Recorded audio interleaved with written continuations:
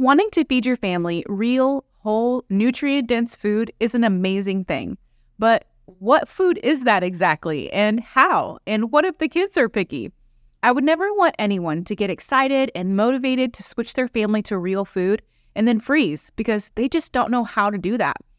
This episode covers a lot of great info and practical tips for that very thing. The main gist of it is simply helping you get more nutrient-dense food in your family. Something y'all know I'm passionate about because food is a foundational component to an abundantly healthy life. Kate Pope is my guest. As a nutritional therapy practitioner and fellow mama, she has a ton of wisdom to share. I actually wish I had her as my neighbor and I could just go knock on her door when I had a question about food. I think you'll see what I mean after you listen to this. Welcome to the Daily Wellness Podcast. I'm your host, Melissa Meredith. I've led my family on a transformative health journey for over a decade, and now I help other families do the same. This is a place where busy moms can learn about healthy living. I hope that what you learn here helps you feel empowered to take the next step in your family's health journey.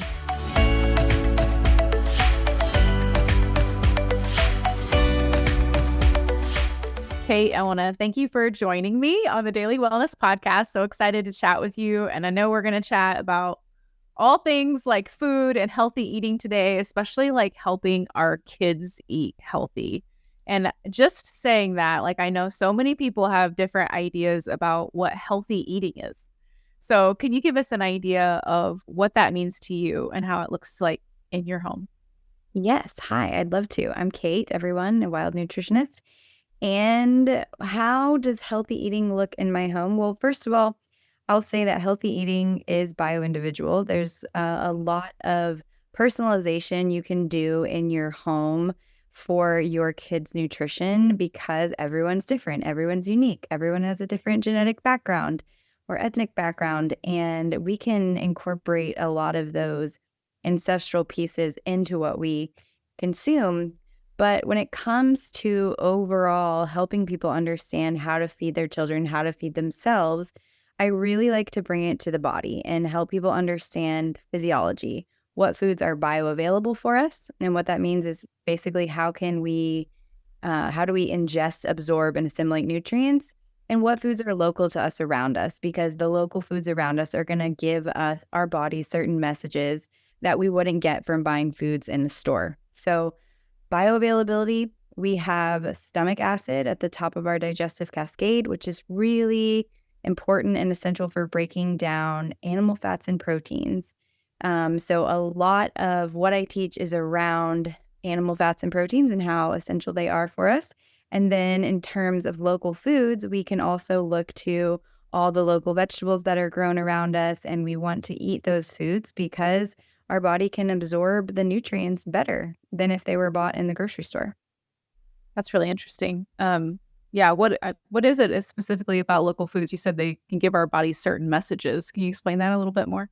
Yeah, so just like we have like a circadian rhythm, the plants that are grown around us also have a circadian rhythm. And so when they're getting cues and signals from the light that matches our light, that grows certain compounds that our hormones relate to and our hormones can absorb, and our hormones will be better formed and better created because of this match between even the microbes in the soil and where you live. So there's a lot of benefits to buying local that aren't just like from a food security standpoint, which is also fantastic because just think about all the happy oxytocin that you get from going and meeting your farmer and shopping at the farmer's market and seeing the local vegetables. Like that in and of itself is a way to really get your digestion going and get fired up around local foods.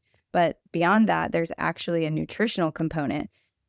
Also, the food is grown locally, so it's harvested more at its peak. And when it's harvested more at its peak, those nutrients are in higher quantities and, again, more bioavailable.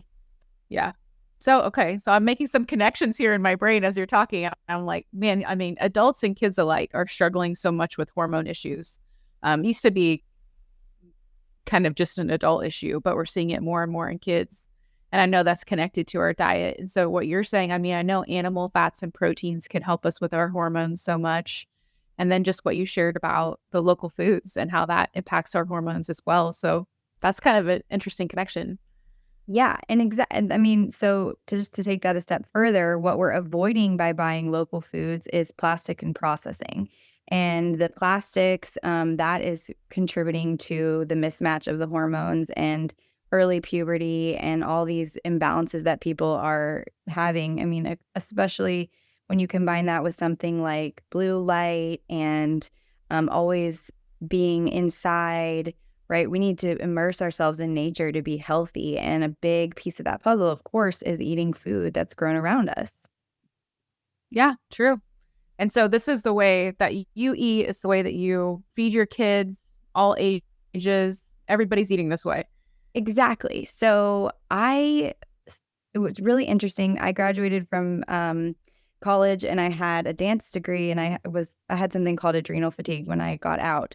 And I was like so that's a hormonal issue, right? Your adrenals are responsible for stress signals in your body. And when you get really fatigued, they get on overdrive and they're always secreting cortisol, which messes up lots of other hormone secretions in your body. And you feel really tired. There are different stages. So like it can be like all the way up to stage 4 where you're bedridden and you can't get up, but it can start also just like feeling fatigue, or you like one of the ways that it shows up is like having zero interest in your partner and sexually. Like that can really be a sign that like your adrenals aren't working properly, because they make our stress hormones. They also make our sex hormones. So in order to build these hormones, we need animal fats and proteins, like you mentioned, and also we need to rest deeply. But I didn't understand that when I first graduated from college, and I saw a Chinese medicine practitioner, and she introduced me to eating local food. And so I started to see a really big difference by changing up the meat that I was buying, the foods that I was buying, and I really loved it too. Like I was like, oh wow, I'm super passionate about this. And so now I have 2 children, and we still shop at the farmer's market weekly, and we eat these foods that are grown around us. And it really, really has changed, kind of like everything about my life and my body. Like we have a whole life that's centered around real local food. That's amazing. Yeah. Well, talk me through that. Like, that's probably pretty foreign to some people that are just used to shopping in a grocery store. So, I mean, what does it look like to have a life centered around that, where you're really prioritizing that? I mean, for the animal meat, right? Animal proteins and fats. So are there certain, like, I don't know, let me reword that. So for the animal, like protein and fat that you're buying, are you looking for certain things in that? Are any animal fats and proteins okay for you? What are your standards there? Great question. So we basically want to buy animals that are eating their species specific diet. That is the first requirement. And the second requirement is that they are raised outdoors. So they don't necessarily have to be labeled organic. And this is part of the way that we make it work financially, because in the grocery store, with all those labels and all those certifications, you're going to have to pay more money because the farmer had to pay more money for that, or the corporation had to pay more money for that. But when you go locally, you may be able to find a farmer who is not certified organic, but is still raising their animals outside. That is awesome, because like we were talking about at the beginning with the plants and the vegetables, those animals are also having the same circadian rhythm as you. They are healthy because they're receiving sunlight every day. Their feet are on the grass. There's a regenerative cycle going on, because they're pooping and their manure is in the soil and creating this rich environment for microbes, and that's growing healthy plants, right? So it's this beautiful life cycle that happens. So when I'm going to a new place, for example, and looking for high quality meat, I'm talking to the farmer about what they're feeding their animal. And it's going to vary depending on the animal, which I can go into. And I'm also going to ask them, like, what are the living conditions for the animals? And a lot of times people are really excited to share with you how well raised their animals are. So they'll just say, oh yeah, grass fed, finished all year round. That would be for beef or lamb. And then for chicken, so I like to look for grain-free, corn and soy-free, but oftentimes they're going to be supplemented with something. Chickens are actually omnivorous, meaning they eat plants and bugs, and they can actually eat like livers and other things too.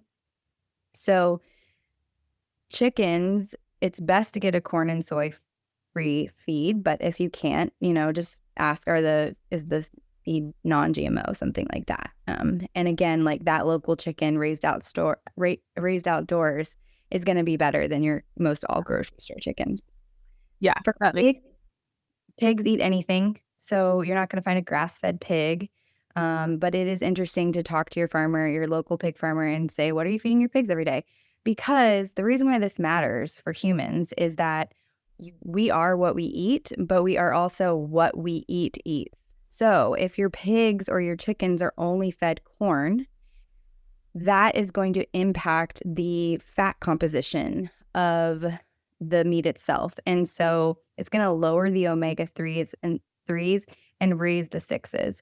And that's a problem because modern humans are already getting a lot of omega-6 fatty acids, and we need more omega-3s.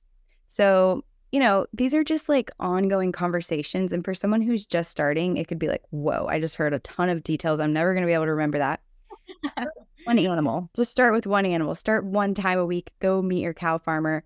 Talk to them and ask your beef rancher if they're grass-fed and grass-finished. And if they are, yes, that's the best case scenario. If they're grass-fed and corn-finished, a little less good, but still better than what you're going to get from a feedlot. Yeah. Yeah, for sure. I like that. And we can put some resources in the show notes for those of you that don't know how to find locally sourced meat and stuff like that. There are some great websites that can help you do that. And I love to go, if you have a farmer's market, I love to go to the farmer's market and talk to my farmer there. We have a couple of great farmers at our farmer's market that specialize in species specific diet animals. Yeah. And so that's a great tip there too. Yeah. And I just want to say one more thing about the farmer's market. Like we have this kind of joke where you're like, you can go to the farmer's market and buy like a bar of soap, a bouquet of flowers, a thing of cheese, and like feel like you spent $100 and like you came home with nothing. But what we really want to key into here is what's basically supply and demand. So at the beginning of the season, when there's tomatoes and there's very few tomatoes, they're going to be at a higher price point. So it's not ideal to buy tomatoes at the beginning of the season, even though it's like so exciting, like tomatoes are here, yay. We actually want to wait until the end of the season because there's going to be so many tomatoes. They're trying to get rid of them. They don't want them to rot, and the price is going to go way down. So that's when you buy your tomatoes. And same thing like for kale, for example, where I live in the Northwest, you can pretty much buy kale all year round, but it's one of the only things that grows in the winter time. So in the winter here in the Northwest, we have like parsnips, beets, carrots, kale. So I don't buy kale in the summer. One, I don't love kale that much, but like there's so much other abundant lettuce, green beans, tomatoes, cucumbers that I can buy. So I buy kale in the wintertime when that's all that there is. So that's just something that you'll get accustomed to more and more as you go to the farmer's market, as you change over from just relying on the grocery store to maybe doing 50-50 or eventually all of your stuff from the farmer's market. Like we still go to the grocery store occasionally. We buy things. Luckily we can buy local food at our co-op, which is awesome. But just as a practice and as a food value for our family, we center the local foods because of the community, the food security, and the nutrient density. Yeah. Nutrient density is important to me. And I feel like you definitely get that because you get so many more in-season vegetables when you buy locally. Right. Yeah. So, I mean, this is all great to know. Such great, like foundational stuff for us to know as parents, as the adults in the room. But how do we get our kids on board with that? Or I guess it depends on their ages for sure, because when they're little, you have more control over that. And we'll kind of talk about that. But what have you found in your own home and working with other people and helping them really focus on nutrient-dense foods in their family? Is the food culture important in your home? Like, I know I've kind of seen that phrase thrown around a little bit. And what do you think about that? Do you think that's an important feature for kind of the kids to really catch on and carry this into their adulthood? Yes. So children have a biological need to mimic their parents. We have to mimic our parents because that is just how culture forms, how we learn to communicate with our family. And it is so important to model the things that you want your children to do. I think that there's that saying that's like, do what I do what I do, not what I say. Something, or they'll do what you do, not what you say, something like that. And I find that's completely true, especially around food stuff. So, for example, if you're putting your kid on a healing protocol, which is sometimes necessary, and you've never gone through that protocol yourself as the mom, you're going to be much faster to give up on it or to let it go because you haven't experienced any of the changes in your own body. So I also usually teach a mom first approach.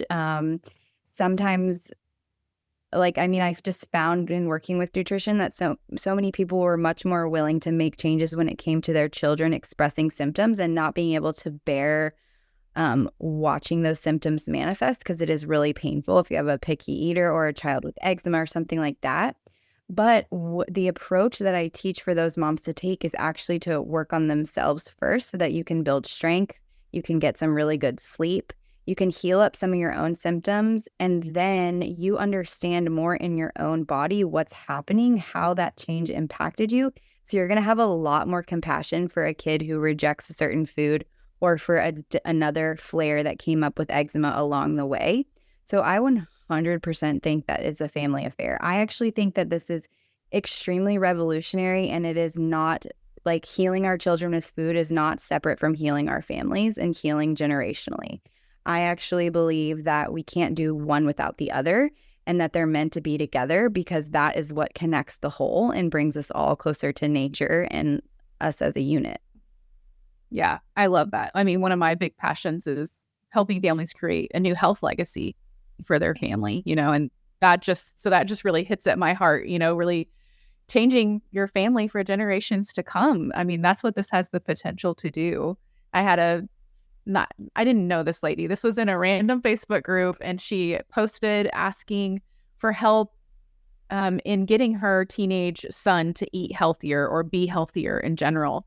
And she mentioned in that post that her and her husband didn't do a good job. She's like, we're not doing a good job of eating healthy, but I don't want that for my son. I want him to be healthier and, not go through the struggles that I have. And then, I've seen other families where, their kids' immune system is really run down and they get sick a lot or something like that. And they're wanting to help their kids get healthier, but they're not thinking of it as a family approach. And I just don't really see that be successful very often. Exactly. It's so connected, and it's just going to help everyone. Yes. Yeah, I agree. I love that. So yeah. So any moms listening, just know that if you want to help your kids, you got to start with yourself. You got to make it a family affair. For sure. So let's talk specifically about how to kind of, I guess, begin that food culture in your home. So what if we're talking about a family that doesn't have any kids yet, or they just have babies or little ones at home? Like, where would be some good places that family could start? Or someone who doesn't have kids yet, or little ones. Yeah. Somebody who has smaller children or is preparing to have children. So if you're preparing to have children, this is a really amazing time to increase your nutrient density and to heal your gut and microbiome. So we pass on our microbiomes to our babies, and that's why our babies manifest symptoms, either that you've been suppressing, not knowing, or know you've had for a while, and now finally that your kid has something, you're willing to deal with it. Mm-hmm. We pass on the microbiome in birth. And by working on your gut health before you have a baby, you are going to increase the beneficial microbes. You're going to clear some toxicity. You're going to improve your nutrient stores. And this is for the mom and the dad. So I highly recommend doing that. I did that with my children. If you have time, it's a great thing to do because it's going to create a stronger foundation. And we start with the foundations always. Now, if you're already in the young childbearing time, you've had a couple babies, you have young children, this is also a great time to work on gut health. There's never a bad time to work on gut health. There's never a bad time to improve the food culture in your family. And I just love what you say about the health legacy. This is like a wealth that we're passing on to our children. We have to understand that the starting point that we're at now, that is inherited. So there's always people saying like, oh, I ate that when I was a kid and it wasn't such a big deal. Well, actually, you probably didn't eat that because you probably had a peanut butter and jelly sandwich. Now everyone's having like an Uncrustable, which is like a huge list of ingredients. So the food really is changing. But beyond that, we're given like a certain inheritance, and we can improve those genetics actually, because it's not just genetics, which is how we express our diseases. It's actually this thing called epigenetics. And epigenetics is an opportunity for us to influence our health through our environment. And the biggest impact we can make in our environment is in our food, because our body is how we digest and use nutrients. Our body is also where we get sick and where our immune system lives. So by making these changes today in your family, you are actually also making changes generationally down the line, because your baby is going to pass on their microbiome, and your daughter, her eggs are going to be passed on to her daughter and her granddaughter. So the quality of these components in our body, our microbiome, our eggs, our genetic, and our genetic expression can actually be impacted through our daily lives. And that's why I'm like, back to nature, shop at the farmer's market. This is how you cook eggs, right? Like, I want to influence my children to have cooking be something like second nature. Like, I want them to think it's weird to get takeout or to go to McDonald's, right? Like, I want that to be the foreign thing, because if we were to talk to our great grandmother and explain to her or show her the food that we're eating today, great grandmother, let's say, she would be shocked, right? They would be like, what? And yeah, I don't know if you saw that hilarious Amish video that went around where they were in the shopping cart or in the grocery store, and they saw like the cut up carrots in the bag, and they're like, that's so lazy. Like, why would you not cut your own carrots or scramble your own eggs and that kind of thing? So it's just like, yeah, let's get back to like these practices it's just a remembering. We've done this for a long time, and we need to instill this into our children. And it's like, it's such a big deal, because 50% of children are coming with a chronic disease. I think it could even be more than that. But like, that's a huge deal. We're really not okay, even though we're kind of pretending that we are still. Yeah. That's so good. What are some recommended first foods for those babies and young toddlers? Yeah, so I love to teach about the transition from breast milk or formula to solid foods, because if you started your baby on breast milk and they have any sort of symptoms, that's a sign to work on their gut health. If you started your baby on breast milk and they have no symptoms and they're healthy, you can transition them to solids in a way that supports their health even more and helps them to be even more healthy. So we want to prime digestion. We either need to heal digestion, or we want to prime digestion, or both. And the way that we do this is we want to support microbiome health, bring in more beneficial good gut bugs, and we want to heal and seal leaky gut. So leaky gut in a baby is actually a part of the design. Our immune system and our digestive system when we're born is immature, and that's breast milk continues to close the holes of our gut and seal our immune system, right? When we give them their first food, we want to continue that job of breast milk, or if you've on formula, then there's a little bit of repair that's going to be happening. And personally, I think breast milk or formula, there's repair happening either way, because that's just the nature of our modern times and our toxic world. So starting with meat stock, you're giving your baby's body building blocks, and these building blocks are going to support their immune system, continue the development of the gut, and support the microbiome. So meat stock is not bone broth. It's different, and it's a it's a quicker cooked broth made always from raw meat with a bone in it. And bone broth is typically cooked like 28 hours, 36 hours, 48 hours, something like that. Meat stock is cooked like 2 hours. So it's easier to make, lower histamines, very important for our baby's foundation. It's priming digestion. It's setting them up to eat other foods. And it's very collagenous. It's like a jelly in the fridge. So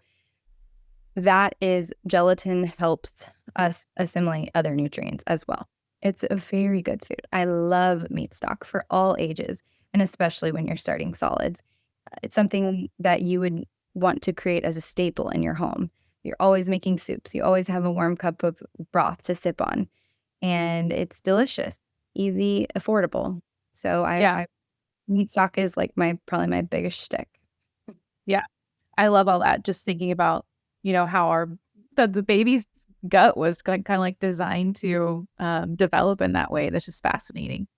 Yeah, exactly. So because when we're born, like everything's not full grown, obviously. So we have to continue to grow that baby. Like you just grew that baby off of your own nutrient stores, and now you want to grow them off of the most nutrient dense bioavailable foods. So some other foods, we want to include animal fats for our babies. We want to give them bone marrow. We want to give them organ meat. We want to give them skin, the nibbly bits, all the collagen close to the bone. That's going to help their brain and their immune system continue to develop in the most optimal way. And you'll have this happy, healthy, good sleeping, well-tempered baby that will just blow everyone away with their bright eyes. I mean, the amount of people that tell me, wow, that's a really alert 4-month-old about my new baby that I have. It's just shocking because she is really alert and beautiful. And I'm so grateful for that. But I want people to really click into that next step, which is that this is because this is a well-fed child. She is alert because her body works optimally because she is fed nutrients that help her thrive. That's the truth. Yeah. And you don't realize it. Like you didn't mention rice cereal in your first foods. Yeah. So I was a child who was fed rice cereal as a first food. And unfortunately, we don't want to give our baby, unfortunately, rice cereal is still so common, but it's not a food we want to give to our babies. It's not bioavailable.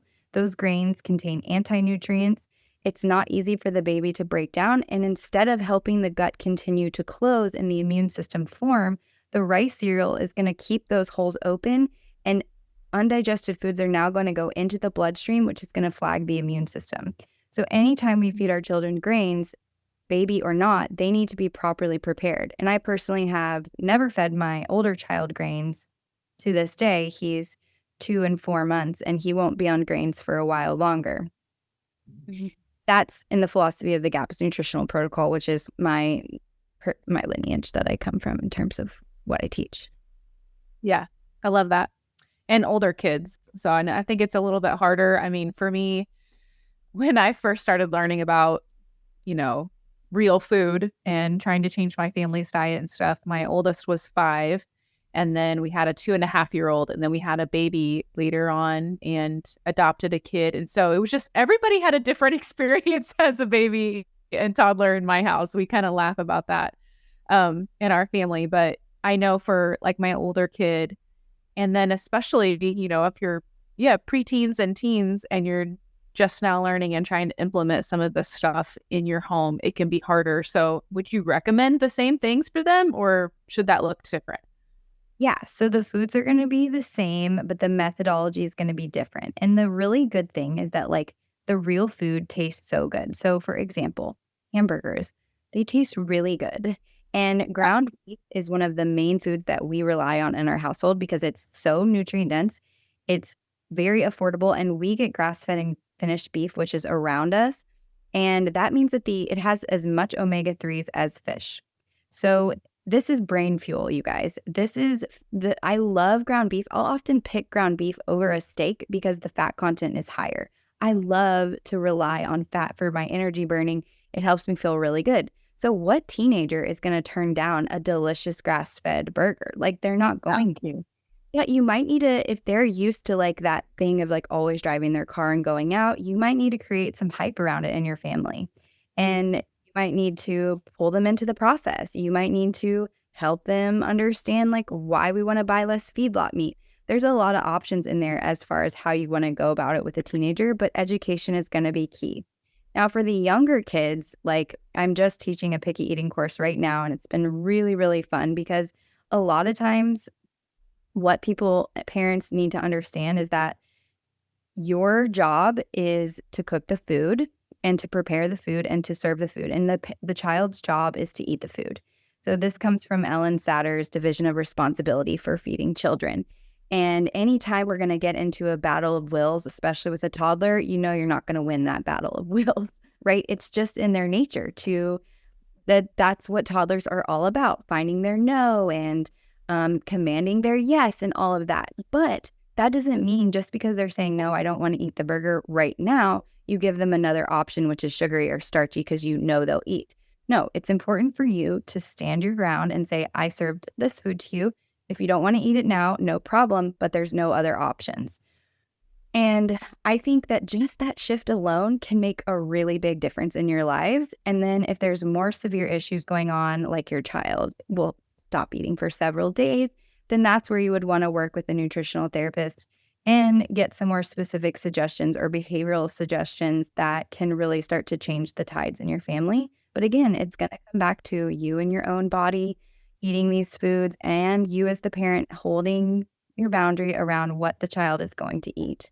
And that could involve also some more education for you as the parent, because you might not know like what actually is healthy. Like, do I really need to wrestle my kid for this broccoli, or is it okay if he just like completely crushed the grass-fed and finished beef with like liver butter, you know? In my house, that's fine. You don't have to eat your vegetables every time, but we can't go large amounts of time without eating enough fat and protein. And my kid's body knows that. He comes for it, right? He comes to the table to eat meat, eggs, and yeah, that's really interesting. I'm really glad that you kind of touched on the picky eater aspect, because I heard you talk about a kid's desire for those sugary and starchy foods being related to their gut health, right? And that drives kind of that picky eating. Am I understanding that right? Yes, exactly. So when we have imbalances in the microbiome and there's pathogenic overgrowth, this is also called dysbiosis. It leads to a lot of different issues, and they show up differently for different people. So some people, it might show up in their immune system, and they might have a lot of seasonal allergies, and they might just be like constantly sick. And for other people, it might show up in their brain health, and they might have an autism diagnosis or ADD. And for some people, it might show up as picky eating. All of those issues are related back to the gut and the gut microbiome, because these pathogens have the capacity to off-gas toxins. They also have the capacity to off-gas chemical substances that mimic opioid-like structures that send these chemicals to the brain and keep your child hooked on the food. So it's actually less of picky eating and more of food addiction, which is like a harsh word a little bit to use. But when you frame it around the microbes and you take it less out of the kid themselves, it's easier to understand. Like, this bug is so demanding and wanting only that certain food. And actually, in more extreme cases, when you put a healing food in the mouth, it can cause like what we say is a die-off reaction. And that will actually taste horrible. And so that kid is truly having a response to the food, which is like, this is disgusting to me, because those microbes are controlling what's going on in the mouth. And so from that perspective, we just have to start super slow, because the die-off is going to happen, and that's going to be its own thing, and there's going to be reactions and such. But when we do this in a way that, like I said, the mom has felt this in her body before, the mom knows the benefits, the mom knows how good this is going to feel, the changes can go slow and steady and feel less scary. And also the end result is just so worth it. Like, it's just so worth it, because you're going to actually change the physiology. You're not just changing behavior. It's so strange that we are so disconnected from our bodies that we wouldn't recognize that something like picky eating would actually be a physiologic chemical reaction that's going on in the body. It is literally sugar addiction. You know what it feels like when you get off sugar at first. You're just like, oh God, I really am craving this like so hardcore. Well, think about that in your 5-year-old kid. Like, they're just like, give me the sugar. And then that didn't even address the issue of blood sugar, which is actually our body's like need, our blood sugar is a way that we maintain homeostasis. We stay standing up. When that blood sugar drops, you're feeling mad, angry, hangry, and you need sugar now, right? So we got to get our kids off the blood sugar roller coaster, balance that gut microbiome, give them nutrient-dense foods, heal the immune system, and we're going to have healthy, happy children. Yeah, I like that. I think that really preserves the relationship too, when you're kind of in these quote unquote food battles, because you're not really battling their behavior, you're battling their microbiome, and you can have a lot more compassion and an understanding and endurance in that situation when it clicks in your brain of what's really happening for them inside their bodies.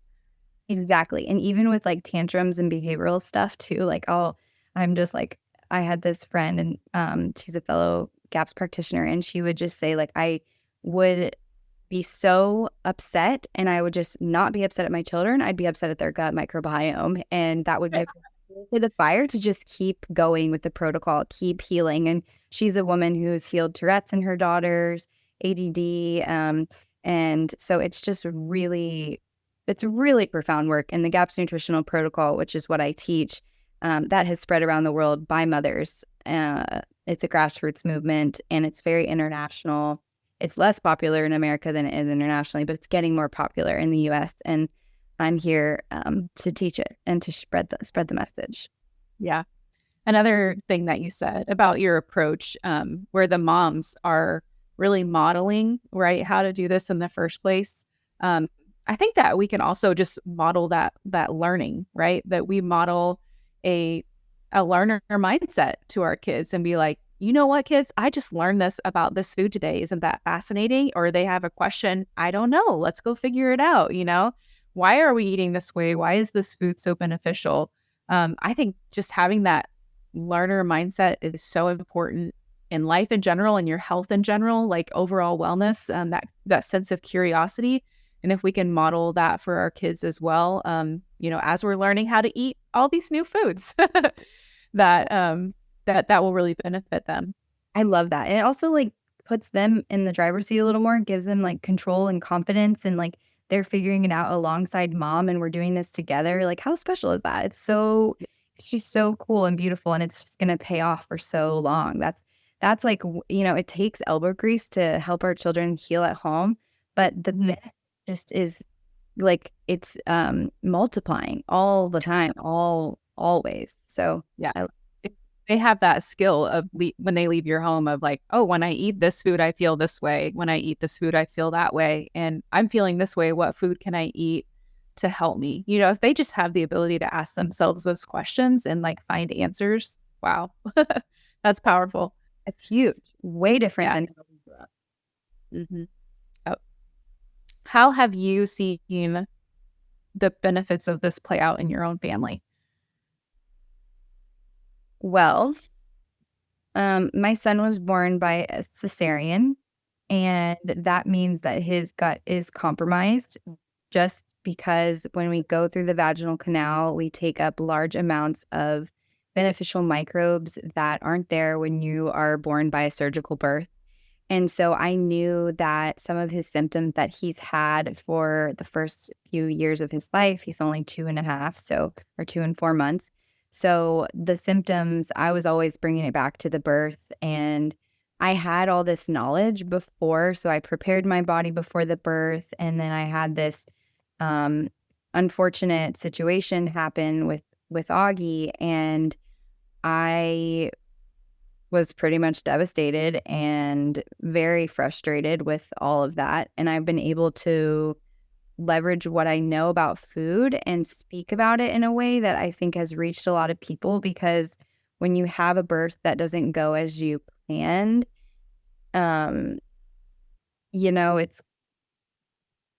it's just, there's nothing really that can take it back. But there is repair that's possible. And I feel like from our situation, I was able to create a movement around empowering moms to take their health into their own hands, no matter how your birth went. And for my son, so he spit up chronically. One of his symptoms was chronic spitting up.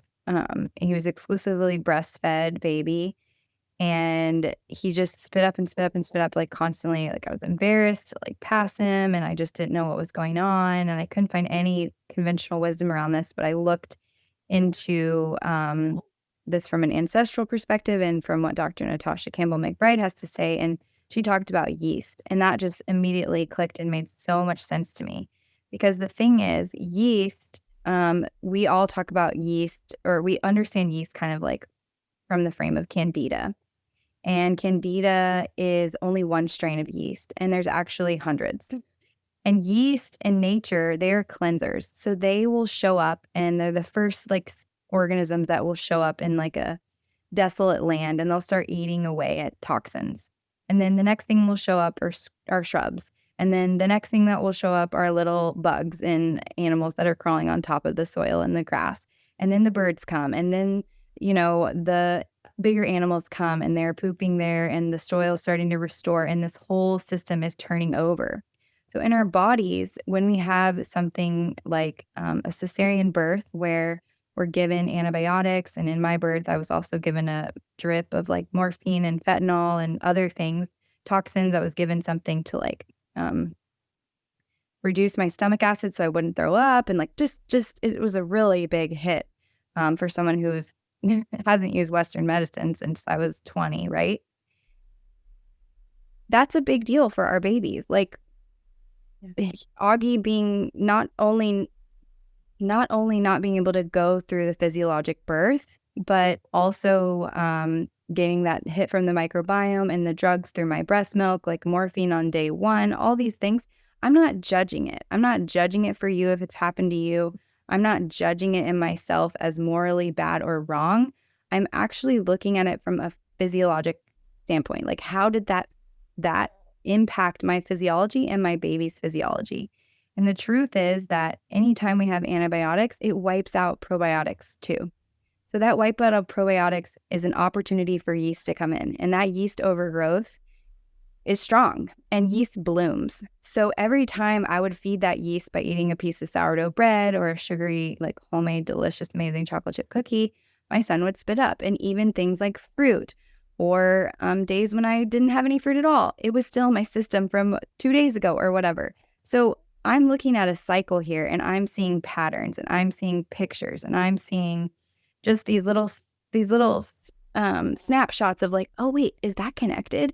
And it's like this kind of like remembering thing that like turns on in my body. So I know this information from what I've studied, and I'm experiencing it in my body. And that is what I'm combining to share with people because it's actually so profound. So I went on the GAPS nutritional protocol at 3 months after my son was 3 months old, and his spitting out changed 80%. He stopped spitting out by 80%. Like, it was amazing. And then when I started him on solids, he literally, his first spoon of meat stock, he did one big burp and never spit up again. And so I'm not saying that's going to be the exact case for everyone, but it is so clear that our input does have consequences in our body. And I just want people to understand so that they can make informed decisions around what foods to be feeding their body, what medications to be putting in their body, what dyes and chemicals that we want to avoid for our children. Because again, it's not a moral thing, it's a physiological thing. And so from that standpoint, I've had my son on the GAPS nutritional protocol now for almost 2 full years. And I can confidently say he's thriving. We've worked through many phases. We've worked through the spitting up. We've worked through constipation. We've worked through skin expressions like little pimples and things that have shown up on his body. I just see that as a way of the toxins moving out and more good beneficial bacteria moving in. And that's like the biggest celebration I have. And then now for my daughter, I had a home birth. Amazing. So it was fantastic. No interventions. I've been on the GAPS diet the whole time. She will be on the GAPS diet as well. And then we'll transition off the protocol at some point, but maintaining the principles around nutrient density, low toxins, high quality food that's grown around us. Yeah, that's such a beautiful story of just how powerful food is and how the power that it has to heal. Thank you. Thanks for asking.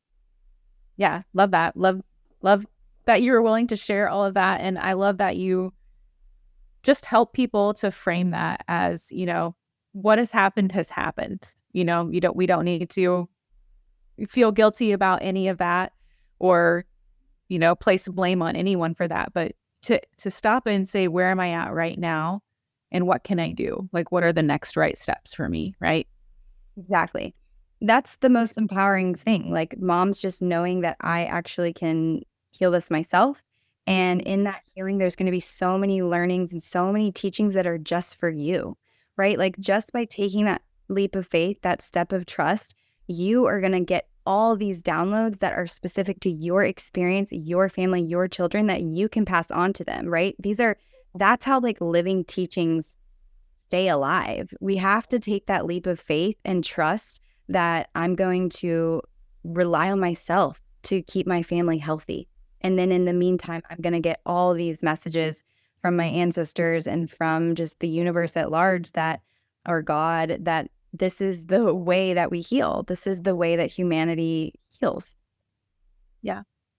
That's awesome. I mean, we talked about so many good things, but as we wrap up, is there anything else on your heart that you want to share? Anything else that you wish mamas knew about nutrition? Oh, man. I think that, if you're worried about being able to do it right or do it perfect, just go ahead and tell that fear, no thanks. I'm going to just try and do this not perfect. And I'm going to learn along the way. And I'm just going to start. Because what do I have to lose? Right? Like there's nothing that you're going to lose from starting. You might have to try to make meat stock a couple times before it gels, or you will learn something about making your ferment, or you might spend a little too much money or too little money at the farmer's market. These are just little learning things that eventually you'll forget that you even had to learn them, or you'll laugh and think oh, wow, I can't believe I was so nervous about starting that, because it's actually easy. And then the body is going to start to give you the payoffs with better sleep and more energy and all of, good, happy vibes in the family. And that's the biggest reward. Yeah. Beautifully said. I love that advice. Thank you for sharing with us. Thank you for what you're doing for so many mamas online and in your coaching. And I just wish you the very best and appreciate you. Thanks for having me. I really appreciate this conversation. Thanks for listening to today's episode on the Daily Wellness Podcast. We hope that you found it helpful for your own wellness journey. And if so, we'd love for you to leave a review. Then come back and listen for review shoutouts on upcoming episodes. For more information, check out the show notes and connect with us on our website, dailywellnesscommunity.com.